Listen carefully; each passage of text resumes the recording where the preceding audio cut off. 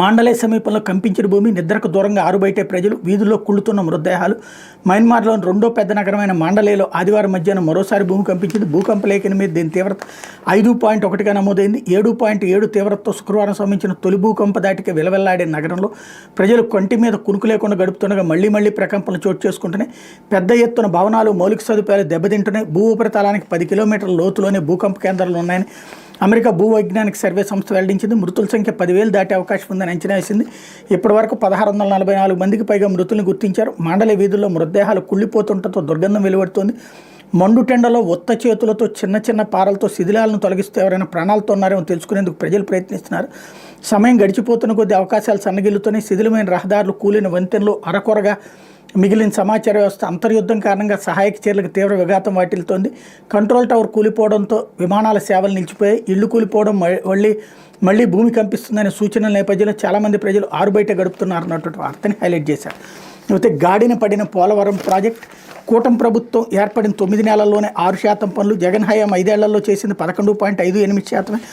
వరదల్లోనూ పనులు చేసేలా ఏర్పాటు, సీపేజీ నియంత్రణకు బట్రస్ డ్యామ్ నిర్మాణం, డీవాల్ నిర్మాణ పనులు కొనసాగింపుకు ప్లాట్ఫామ్ అంటూ పోలవరం ప్రాజెక్టు నిర్మాణం గాడిలో పడింది. అనేక సాంకేతిక సవాళ్లను పరిష్కారాలు వెతికి ముందడుగు వేశారు.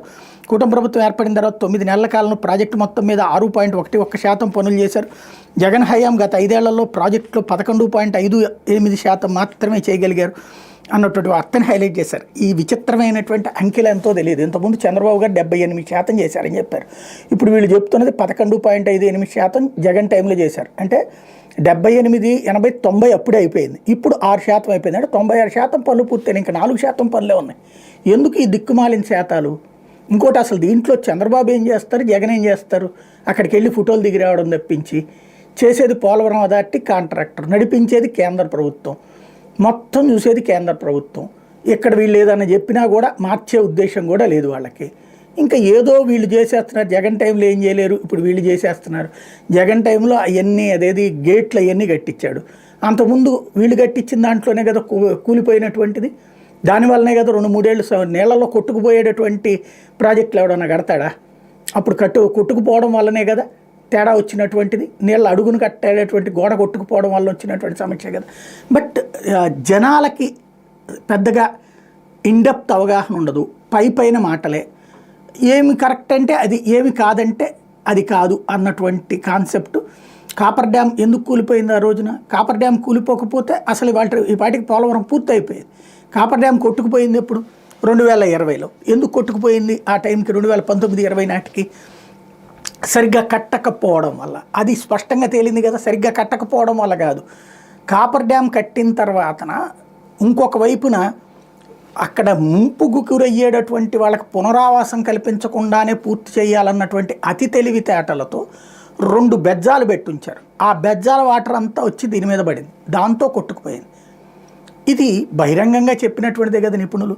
కానీ ఆ ఇన్డెప్త్ విషయాలు చెప్పరు. ఎంతసేపటికి రాజకీయం వార్తల్లో దరిద్రపు రాజకీయమే నడుస్తుంది. లేకపోతే మల్లన్న రథోత్సవం, శ్రీశైలం జనసంద్రం అంటూ శ్రీశైలం మహాక్షేత్రంలో ఆదివారం ఉగాది పర్వదినం సందర్భంగా బ్రహ్మరాంబ మల్లికార్జున స్వామివారి రథోత్సవం నేత్రశోభితంగా జరిగింది. వివిధ వర్ణాల పుష్పాలతో అలంకరించిన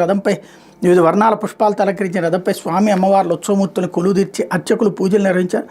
లక్షల మంది భక్తజనం మధ్య ఆలయ ప్రధాన వీధిలో రథోత్సవం కనుల పండుగ జరిగింది.